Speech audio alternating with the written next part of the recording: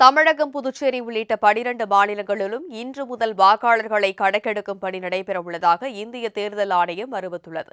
போலி வாக்காளர்களை நீக்க வேண்டும் என்பதற்காக வாக்காளர் பட்டியல் சிறப்பு தீவிர திருத்தப் பணியை மேற்கொள்ள இந்திய தேர்தல் ஆணையம் முடிவெடுத்து வந்துள்ளது.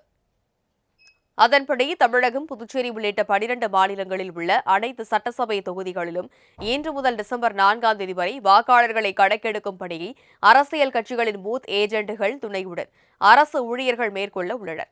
இதைத் தொடர்ந்து வரைவு வாக்காளர்கள் பட்டியல் டிசம்பர் 9ஆம் தேதியும், இறுதி வாக்காளர் பட்டியல் பிப்ரவரி 7ஆம் தேதியும் வெளியிடப்பட உள்ளன. வாக்காளர் பட்டியல் சிறப்பு தீவிர திருத்தப் பணிக்கு எதிராக திமுக சார்பில் உச்சநீதிமன்றத்தில் மனு தாக்கல் செய்யப்பட்டுள்ளது.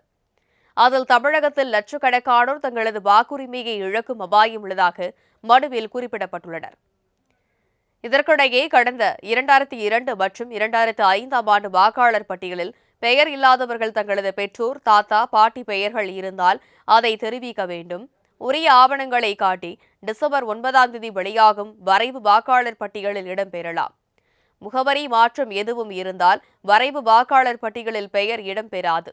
முகவரி மாறியவர்களும் 18 வயது நிரம்பிய புதிய வாக்காளர்களும் அதற்கான ஆவணங்களை டிசம்பர் 7ஆம் தேதி முதல் ஜனவரி 3ஆம் தேதிக்குள் சமர்ப்பித்து தங்களது பெயர்களை இறுதி வாக்காளர் பட்டியலில் இடம்பெற செய்யலாம் என தமிழக தேர்தல் ஆணையர் அர்ச்சனா பட்நாயக் தெரிவித்துள்ளார்.